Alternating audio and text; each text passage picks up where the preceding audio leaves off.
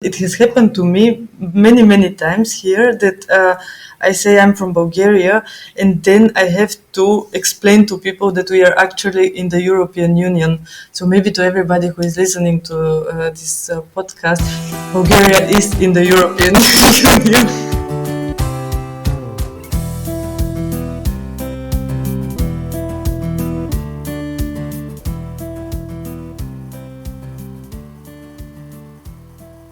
Today we are going to talk to Aleks, which is one of the nicest person we have ever met.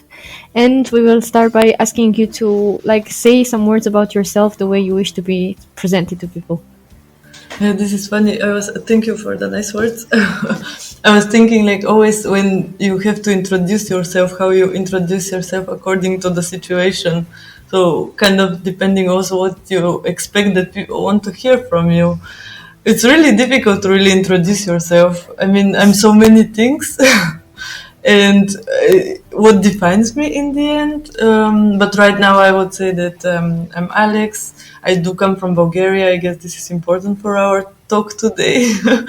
I live in Germany currently. I'm a student still. I work as a project coordinator in Jugendwerk. I am a friend, I am a daughter, I am many, many things. You now reminded me of her teacher who presented her the same and was like, yeah, this is how we should present ourselves, and we should present ourselves because we are so much more than just our job or just our studies or or our origins. Yeah. She says actually as a first, she's a human being that I really like, and then many, many things, the many things that define you throughout your day. Well, we hope today we're gonna get a broader image about you without telling who you are. So let's see. Let's see. I will start by addressing. So we know because you are our coordinator and our colleague, and we know that you work with volunteers that want to go abroad and to do a volunteer service for some months or 1 year. I wanted to ask you if there are volunteers who wish to go to the eastern part of Europe, and if so, what is their motivation? There are some, but there are not so many, I would say. It is very different. The motivation of doing voluntary service is quite different for people. Most of the time you read that they would like to help, that they would like to engage in the society, that they are motivated to travel a bit, to meet different cultures. I like sending volunteers abroad. I like that I did it myself. So I have the perspective of both the excitement before looking for the project, thinking, yeah, okay, what do I want to do? Why do I want to do it? Living it through, and now also being there for the people who are making these experiences. I would say that it is not so easy to imagine how cool the program actually is. I mean, mostly people are really excited and into it already before that, but the imagination cannot reach the level of actually how much the program can give you. It is full of surprises. To your question, if they want to go to Eastern Europe, as I said, not so many. Why? I really am not sure how can I answer that question. But for sure, the one that go are they have amazing experiences. As we talked, there is this example of the one of our volunteers who went to Bulgaria and fell in love with the country and learned Bulgarian language for 1 year, which I have to say it's extraordinary and not so easy. It is not a language that you meet every day. We have also a different alphabet. And he did it, and eventually he was coming back to the country and is still engaged in projects and with people. So there are many different cases. Because in the end, you told me some time ago that in the end, this is also the purpose of the European volunteering service: to go in a country to help, to gain experience, and then to come back to your country and give back what you gained. Yes, very much. Jugendwerk is in this case, like again, the the exception because many volunteers actually stay in Germany, but it is it is still positive. Yes, because they do changes here, and changes are needed everywhere. Exactly. So we were talking about this volunteer that discovered what a cool place Bulgaria is. And I wanted to ask you, is there something that people don't know about Bulgaria but should know? So probably what people could know about Bulgaria is that we have amazingly beautiful nature, and it's very untouched, if I can say this. You know, the human didn't change anything about it. It's there and it's beautiful. There are many places that you can go. We have beautiful mountains, we have sea, we have rivers, and I totally recommend it. We have small villages that have little tiny pretty houses, and I think like from, let's say, touristic point of view, it can be like quite the experience. For example, the food. Like if you go to small villages, you can find grandmas and grandpas that are looking after their own vegetables and fruits, and they would be like sitting in front of their houses and they would be selling it. And firstly, it costs like it really doesn't cost anything, and for the quality of the vegetable or fruit that you're receiving, it's wow. Actually, this is one feedback that came from volunteers who did their EVS or ESK, now ESC, in Bulgaria. And they said like the food they cannot compare to anything they've had so far. We have pink, huge tomatoes, awesome, like similar to the feta cheese, the white cheese, which is extremely tasty. Yogurt, cucumbers. Oh, now I'm hungry. Yes, I also heard about the yogurt and cheese because Liliana is always like, I cannot find anywhere the Bulgarian yogurt. I want it. Yeah. So I experienced this with her. Yeah.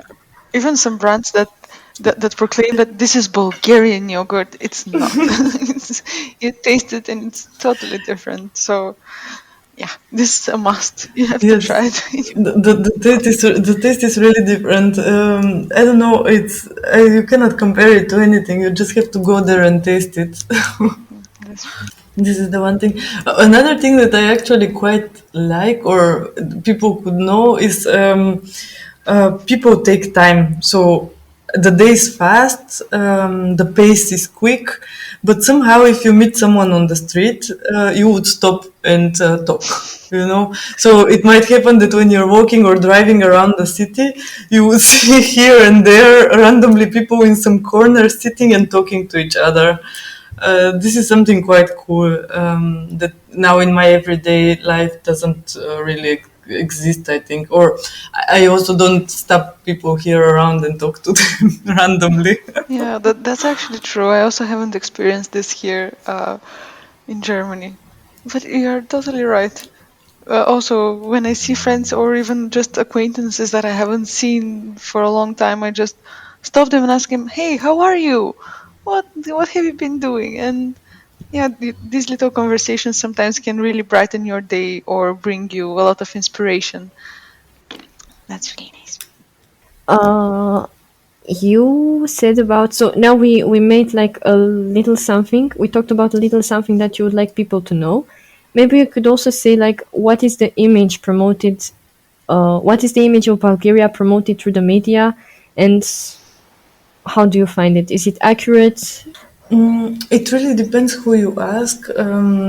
So basically, 1 year ago, I saw a reportage on the German national media And I don't think it's the only one. So basically, they were going into a certain topic and showing things that I don't know if it's expected to be like this, if it's wanted to be like this, or like what is the reason that they decide to give exactly this picture. So in this certain case, they were filming a person who didn't have a job or is doing this day-to-day work. It has a name in German. No, I don't remember it now. And so basically, this person goes at a certain place, and every day he waits for, like, so to say, a bus to come, and they tell him, okay, today we need 10 people, and we need these people to clean or to cut something or to carry something. It's this kind of work, hard work. And like every day, you don't know if tomorrow there is gonna be work or not. And so the representation also was that he lives in a, he doesn't have a home, so he lives here in the camps for people who are on the streets. And then they decided, ah, yeah, okay, let's follow where this person comes from. And then they traveled to Bulgaria, but they really traveled to a very, very small city and started to show pictures of really broken streets and of dogs and cows and a lot of trash. And then they were saying that the education level is low or no, and giving some statistics, which I don't necessarily agree with. And then basically, if you're someone who didn't hear much about Bulgaria or yeah, you don't know, this could really give the wrong picture of the country and of the people who live there. So basically, I would agree that there are some problems in the country, but it's not all about that. And because I went deeply into this reportage and I analyzed it, and for me it wasn't clear what message they wanted to send. Why did they do what they did? What was in the end the goal of the thing? And this, until today, I cannot reply to this question.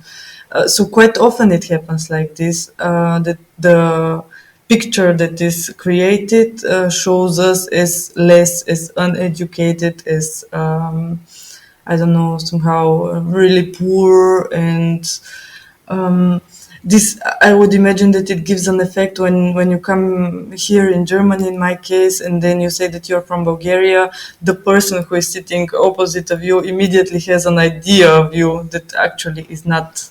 I mean, I am a Bulgarian, but as we said in the beginning, also so many things. So why should this picture created by a reportage define me? And people let these pictures define others. One more thing is not only this picture, but it has happened to me many, many times here that I say I'm from Bulgaria, and then I have to explain to people that we are actually in the European Union. So maybe to everybody who is listening to this podcast, Bulgaria is in the European Union since a while now.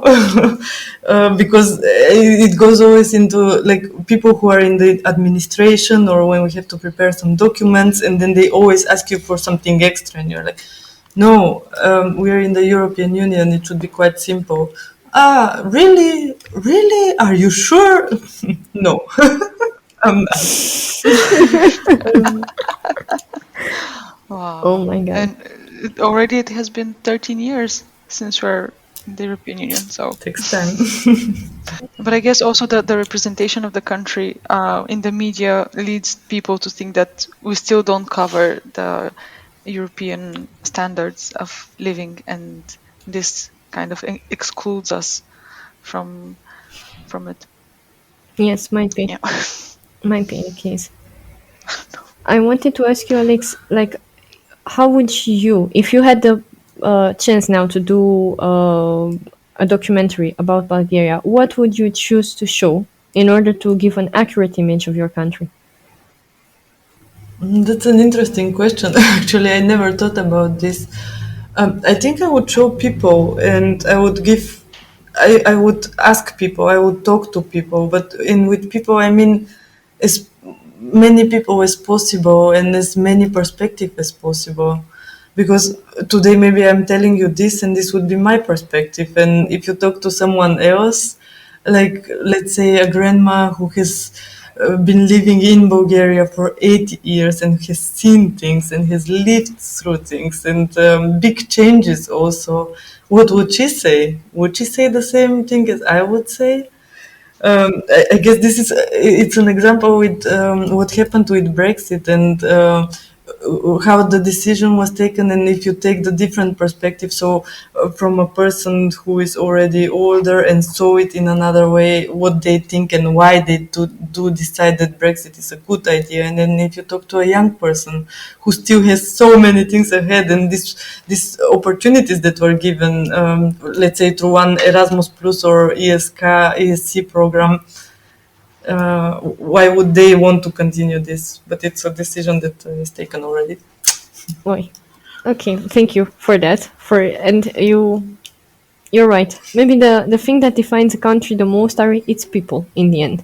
Like it's not necessarily the politics or I don't know the music they have, but it's the people because the people create all this and they decide in which direction the country in brackets goes.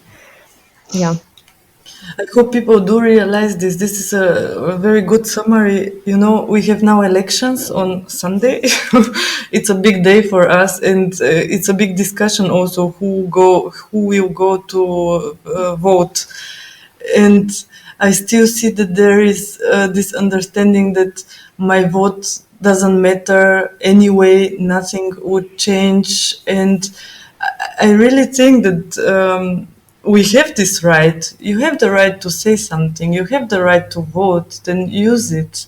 And maybe changes happen slowly, but they do happen. And for sure, they won't happen if we sit and don't do anything about it. So, if someone wants a change, be the change. Be active in a way that you can be active. That would be my opinion and my position on the thing. That's true also because when we collect, like, if everyone thinks that they cannot do anything and they don't do anything, like you get a really big mass of people that thinks that they're alone and they don't do anything. And if this just changed, there will be so much influence in the country, and yeah, so we should really talk about this and share our opinions.